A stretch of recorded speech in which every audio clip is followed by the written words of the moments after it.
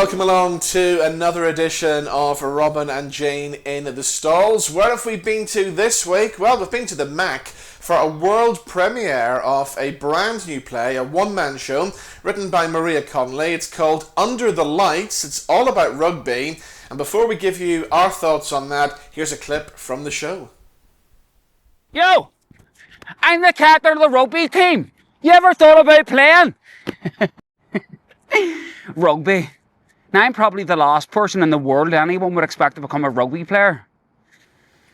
But arm wrestling champion of the world, yeehaw, that was me. Oh, aye.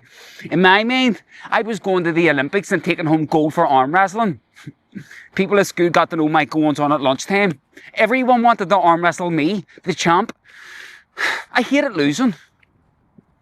Winning meant everything to me. Like, I think it was all this stored up frustration of being so weak at football. But I was great at this. And this was my time. The Shane. So there we go. That is a clip from Under the Lights, which was showing at the Mac this week. It's going out on the road as well. And of course, Jane, me and you were there in the stalls. We certainly were. And I initially had some reservations because I thought this is what you might call issue drama. In other words, it's about some concern that we need to raise awareness of. And in this case, it's head injuries for rugby players. And rugby is a dangerous game, as we know. And they need proper medical assessment. But we'll come to that at the end of the play. I needn't have worried. It could have been earnest and worthy. It certainly wasn't. It was exciting and utterly zippy. And for those of us who like watching Six Nations, it was absolutely compelling. What was clever about what Maria Connolly has done, I think, is that for over 90% of the play, it's about the sheer buzz, the sheer excitement of the game of rugby football. It's not about the tragedy that indeed happens at the end. So although you're aware that it's a dangerous game, and I thought John Travers, is brilliant at peopling the stage, and he acts his character, Josh Blair's mum, and she's fearful. She keeps saying, "You're going to be all right, son." And so we know there are hints throughout that something bad is coming. But en route, we simply enjoy the thrill of the sport. Exactly, and to watch this play as well, you don't have to be a fan of rugby. I'm not. I don't know anything about the sport, but Jane, I did actually play rugby once in my life. Once was enough. Once was enough. It was at school. I was in school in England, and it was a very rugby playing school. And I remember trying it for the first time, and they threw the ball towards me, and I caught the ball. And I was standing there holding the ball, so pleased that I caught it. Next thing I know, I'm trampled into the ground. So that was the end of my rugby career. Some hunks, yes. This was good because also this character, Josh Blair, he goes on what we have to call a journey, because he starts out a puny individual. His one great skill in sport is arm wrestling. And there's a delightful scene in which he takes on Boris, the great Russian Hulk from further up the school, who challenges him. And his friend Oki from next door makes money on betting against the success of Josh. And Josh always wins. But is he going to win this time? Well, of course, I'm afraid I'm going to spoil this for you. Yes, he does, eventually. And Boris comes after him and eventually says, "Respect." My one criticism of John Travers' tour de force is his command of accents. Boris is very Russian. Mr. Walsh, his teacher, who's a crucial figure, is meant to be very Scottish, but he kind of veered towards Mr. Putinland at times and became slightly rusky, I thought.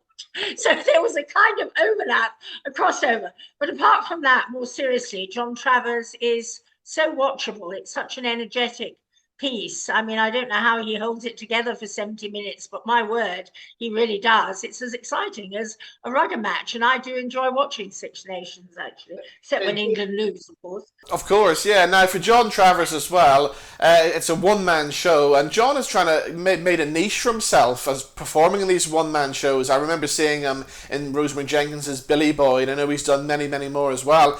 It's not an easy feat to stand there on stage, as you said, for 70 minutes. And play, I think, 18 characters in total on stage. No, it's not. And he does his parents very well. The father, who smokes throughout and has an expression that says, "Are you sure about that?" We have perhaps to segue to the end now. There are other characters. There's Jake, the wonderful, very Malone Road rugby captain, and one or two more. And Jen, the girlfriend, he's very good at the women. And actually, he said to us in the Hewitt afterwards that he had to be very careful. He didn't bring any element of drag into this, because I gather he has done work with drag artists, but he does the women actually very well. But if we segue to the ending, and the last few minutes are quite a tough watch. He is injured on the pitch. We wondered if he's going to go back. Crucially, and this is the issue, but it wasn't overdone. We weren't beaten about the head with it. That's an unfortunate expression in this context, I know. But he should have had a medical assessment in real life, and he shouldn't have gone back on. He should have been taken to hospital immediately.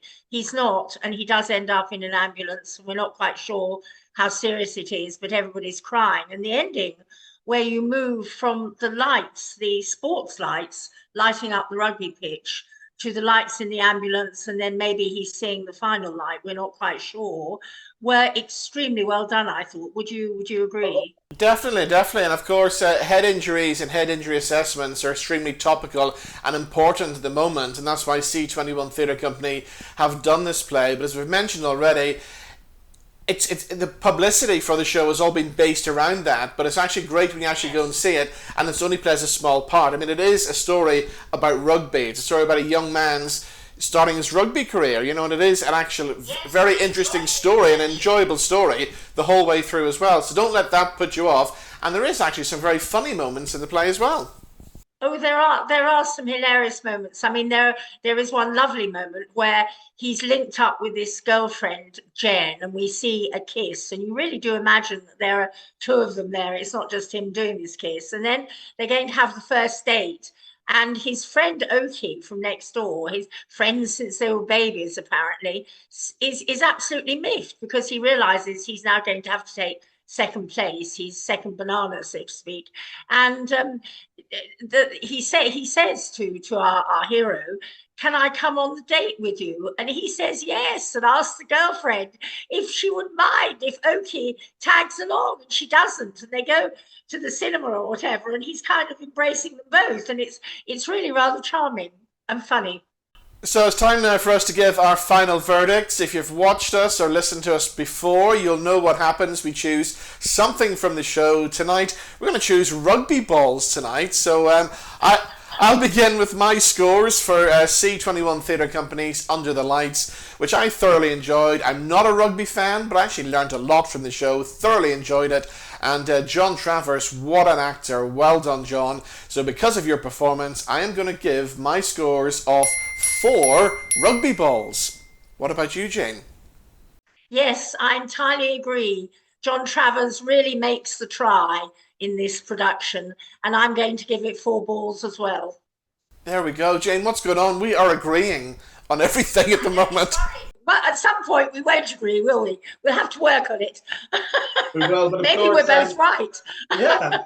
But of course, we'd love to know what the people out there are thinking as well. So if you want to get in touch, give us your thoughts on any of the shows we've reviewed.